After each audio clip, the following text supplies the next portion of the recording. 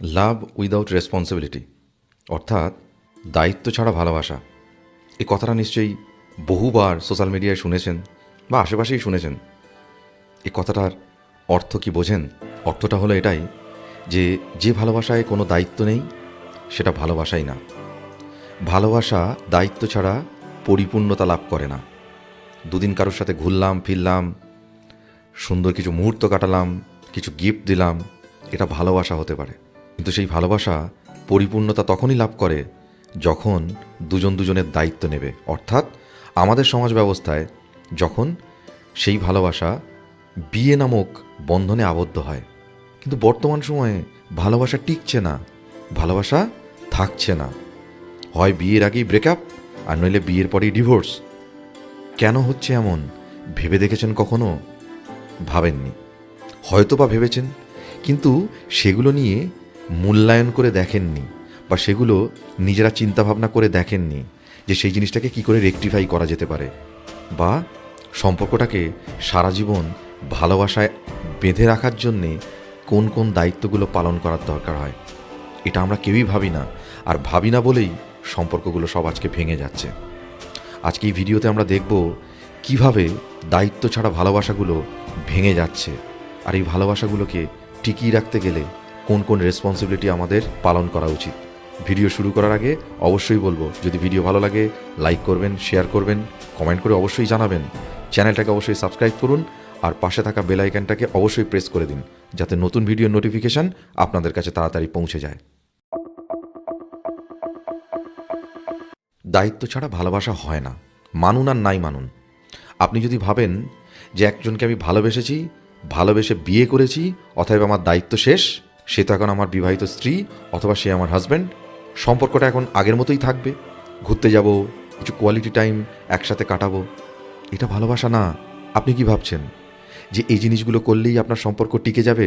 আগে না। বিয়ের মাধ্যমে কারোর ভাত কাপড়ের দায়িত্ব নিলেই ভালোবাসাটা টিকে যায় না, ভালোবাসাটা লং লাস্টিং হয় না। কিছু চাহিদা, কিছু প্রয়োজন, সেগুলো দুজনকেই দায়িত্ব নিয়ে মেটাতে হয়, তবে গিয়েই ভালোবাসা টেকে। আর আজকের দুনিয়ায় এটাই সবচেয়ে বড় সমস্যা, কেউ কারোর দায়িত্ব নিতে চায় না। কারোর পছন্দ অপছন্দগুলোকে গুরুত্ব দিয়ে আমরা ভেবে দেখি না, কারোর মেন্টাল স্যাটিসফ্যাকশানের ভাগিদার হতে রাজি না আমরা। তার কারণ কারোর পছন্দ অপছন্দকে হয়তো গুরুত্ব দিতে গেলে নিজের কিছু পছন্দ অপছন্দ ছাড়তে হবে, এই ভয়ে আমরা দায়িত্ব নিতে চাই না। কাউকে ভালো রাখতে গেলে, কারোর প্রতি ভালোবাসা বজায় রাখতে গেলে নিজের কিছু ভুল শুধরে নিতে হবে, নিজের কিছু অভ্যাস চেঞ্জ করতে হবে, নিজের কিছু চাহিদাকে একটু ব্যাক সাইডে রেখে সামনের মানুষটার চাহিদাটা পূরণ করতে হবে। এইটা আমরা কেউই ভাবি না। আর এটা একজন না, দুজনকেই করতে হবে, আর আমরা সেটা করতে চাই না। আর করতে চাই না কেন? তার কারণ আমাদের সবচেয়ে বড় সমস্যার জিনিস আমাদের মধ্যেই রয়েছে, ইগো, যেটার লাইট ভার্সনের নাম হচ্ছে সেলফ রেসপেক্ট। এই যে সেলফ রেসপেক্ট বলে চিৎকার চেঁচামেচি করছি না আমরা চারিদিকে, নিজের সেলফ রেসপেক্ট বজায় না থাকলে কেউই আমায় মূল্য দেবে না, এই যে ব্যাপারটা আমাদের মধ্যে ঢুকে গেছে, এই জন্যেই আরও বেশি করে সম্পর্ক ভাঙছে। কি জানেন তো, সম্পর্কের মধ্যে না এই সেলফ রেসপেক্ট ব্যাপারটাকে না একটু সাইডে রাখতে হয়। কারণ কি বলুন তো? তার কারণ আপনি যখন ভালোবাসার সম্পর্কটাকে পরিপূর্ণতা দান করার জন্যে বিবাহ নামক বন্ধনে আবদ্ধ হবেন, তখন বিভিন্ন রকম ব্যাপার নিয়ে আপনাদের মধ্যে ঝামেলা হবে, ঝগড়া হবে, অশান্তি হবে, দুজনের পছন্দ অপছন্দ ক্ল্যাশ করবে। আর যখনই ক্ল্যাশ করবে তখনই কিছু কথাবার্তা এমন দুজনের মুখ থেকেই বেরোবে যেগুলো দুজনের ওই আত্মসম্মানে গিয়ে আঘাত করবে। তখন ভাববেন যে আমার আত্মসম্মান নষ্ট হচ্ছে, আমি এটাকে বিসর্জন দেবো না, অতএব এই মানুষটার সাথে আমি আর থাকবো না। কথাটা বলতে খারাপ লাগলেও যার সামনে আপনি নিজেকে পুরোপুরি সঁপেছেন, শারীরিকভাবে হোক মানসিকভাবে হোক, তার সামনে আত্মসম্মান কি? আত্মসম্মানের অর্থটাই আমরা অ্যাকচুয়ালি বুঝি না। আত্মসম্মান হলো তখনই যখন একটা মানুষ কন্টিনিউয়াসলি আমাকে অপমান করে যাবে, শারীরিকভাবে মানসিকভাবে, এই জায়গাটা আমাদের বজায় রাখা উচিত। সেটা কিছুতেই মেনে নেওয়া যায় না।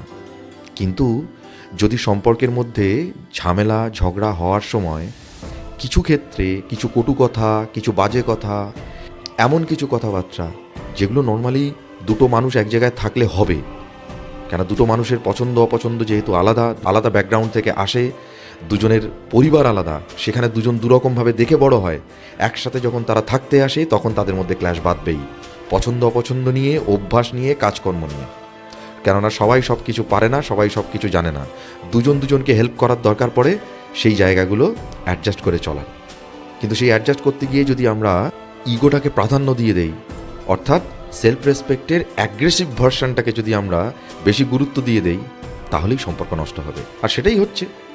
আমি শিক্ষিত, আমি এতদূর পড়াশুনো করেছি, আমি একটা জব করি, এই যে ব্যাপারটা, আমি তোমায় ইনকাম করে খাওয়াচ্ছি, এটা কিন্তু শুধুমাত্র একজন ছেলে বলছে না। যে মেয়েটা আজকে শিক্ষিত হয়ে পড়াশুনো করে সেও একটা জব জোগাড় করেছে, সেও কিন্তু সেই একই কথাই বলছে। এবং এই ভাবনাটার মধ্যে কোনো অন্যায় নেই। কিন্তু সমস্যাটা হচ্ছে যখন এই ব্যাপারটা দুজন মানুষের এতদিনের ভালোবাসার সম্পর্কের মধ্যে আড়াআড়িভাবে একটা পার্থক্য গড়ে দিচ্ছে, তখন কিন্তু দুজনকেই এটা ভাবতে হবে যে আমাদের কাছে কোনটা বেশি প্রায়োরিটি পাচ্ছে, আমাদের ইগো না আমাদের ভালোবাসা। সেই প্রায়োরিটিটা যদি বুঝতে পারেন তবে দেখবেন ভালোবাসা টিকবে। আর যদি সেই প্রায়োরিটিটা বুঝতে না পারেন তাহলে কোনোদিনই ভালোবাসা টিকবে না। সেলফ রেসপেক্ট অর্থাৎ আত্মসম্মান প্রত্যেকেরই থাকা উচিত।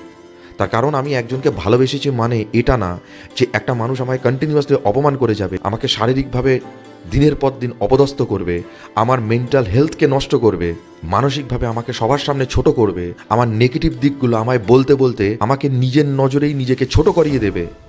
এটা মেনে নেওয়া যায় না। এটা বিসর্জন দেবেন না, এটা বজায় রাখুন। কিন্তু ব্যাপারটা এরকম না। তার কারণ দুজন মানুষ দুজনকে ভালোবাসলে কেউ কাউকে এই জিনিসগুলো করতে পারে না। কিন্তু যদি পরিস্থিতি এমন কখনো তৈরি হয় যে এরম সিচুয়েশন তৈরি হচ্ছে, নিজেদের মধ্যে কথা বলার দরকার। আর এগুলো যদি বারবার হতে থাকে তাহলে সেই সম্পর্ক না টিকিয়ে রাখাই ভালো।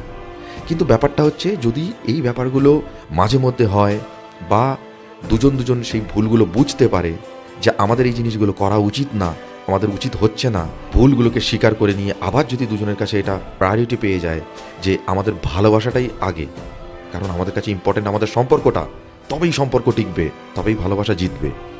আর নইলে ওই ইগো জিতে যাবে, সম্পর্ক ভেঙে যাবে। আর এই কারণেই তৈরি হচ্ছে ডিভোর্স, ব্রেকআপ, পরকীয়া। আর মানুষ পরকীয়ায় যখন যাচ্ছে তখন কি দাঁড়াচ্ছে, সেখানে কোনো রেসপন্সিবিলিটি নেই, সেখানে কোনো দায়িত্বের ব্যাপার নেই।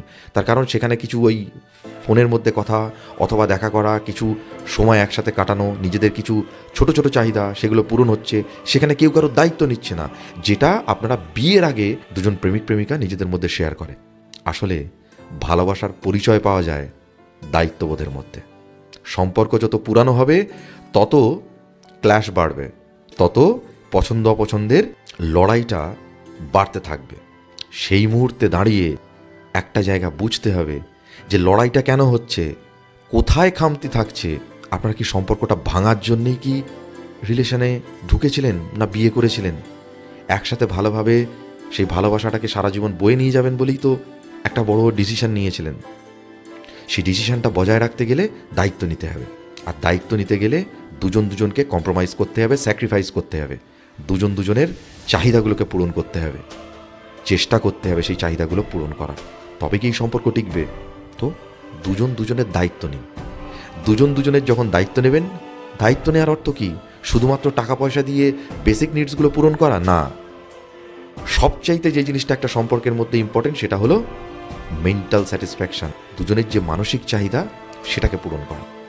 দেখবেন একটা বয়সের পরে দুজনেরই শারীরিক চাহিদার প্রতি অনীহা তৈরি হবে, কিন্তু যে জিনিসটা সারা জীবন থেকে যাবে, দুজনের মনের কথাগুলো বুঝে চলার চেষ্টা করেন, দুজনের পছন্দ অপছন্দগুলো বুঝে চলার চেষ্টা করেন, এই জিনিসটাই থেকে যাবে।